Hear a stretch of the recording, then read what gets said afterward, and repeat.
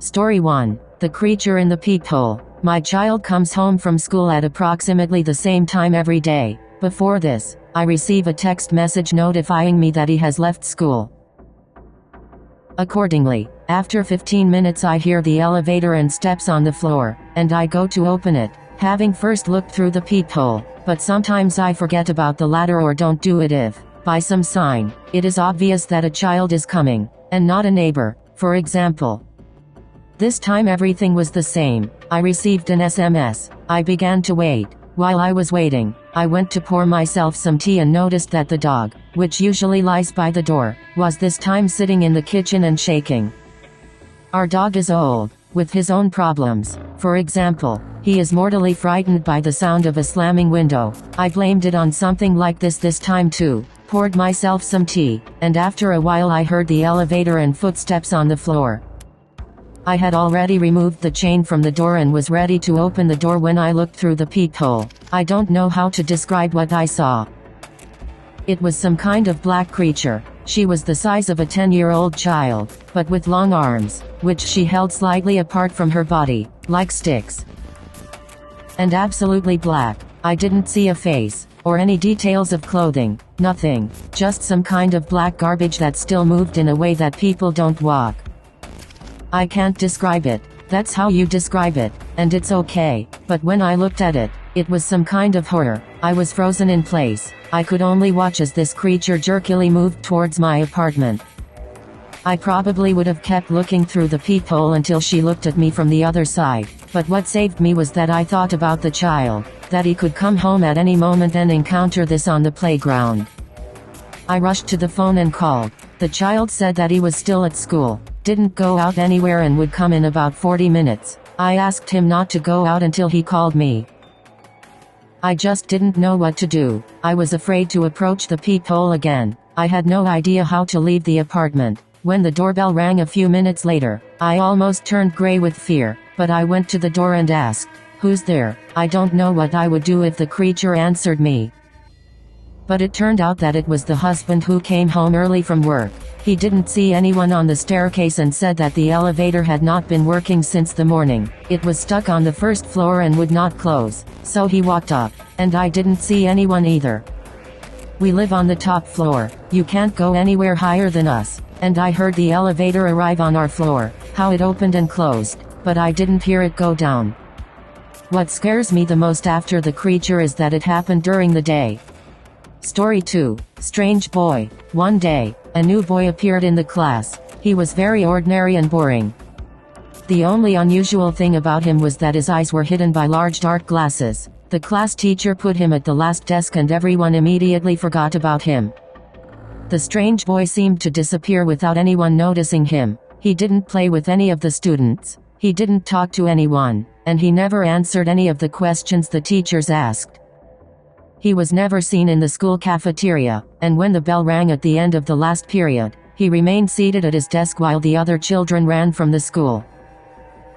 For 2 weeks, the strange boy studied at school without any problems, but one day, one student was playing with a ball in class during lunch break. She threw it too hard and it hit the boy in the head and knocked his sunglasses off. The girl approached him to take the ball from him and apologized to him, but when she looked into his eyes, she screamed hysterically and fainted. Students carried the girl to the school health center. When the girl woke up, she refused to speak. She hid in a corner, covering her head with her hands. The teacher asked other students what happened. They said that the girl was scared by a strange boy. When he didn't have his glasses on, it looked like he didn't have any eyes, just red holes where his eyes should have been. The teacher decided to call his parents, but when she went to the staff room to find out his address, she discovered that all his documents were missing. She was able to find his name and address only through the internet. The next day, during lunch break, while the boy was still sitting in class, the teacher got into her car and drove to his house.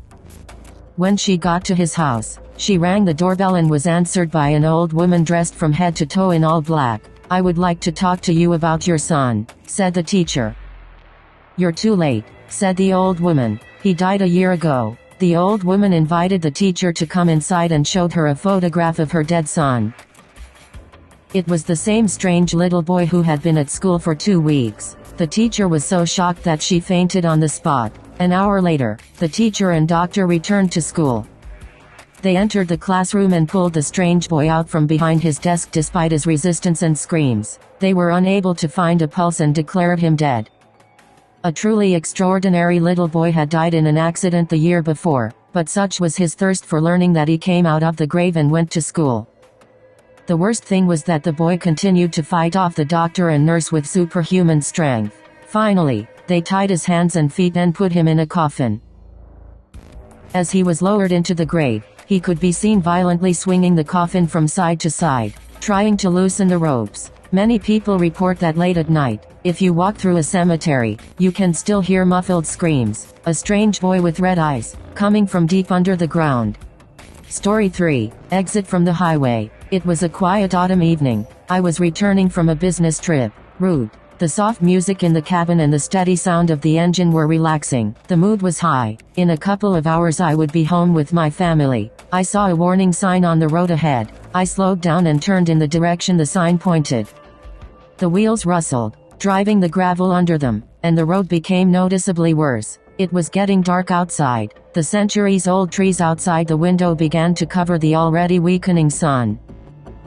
I drove about 2 kilometers and it became suspicious that the road was not going to return to the highway. I stopped the car, went outside, warmed up, thinking about my future plans.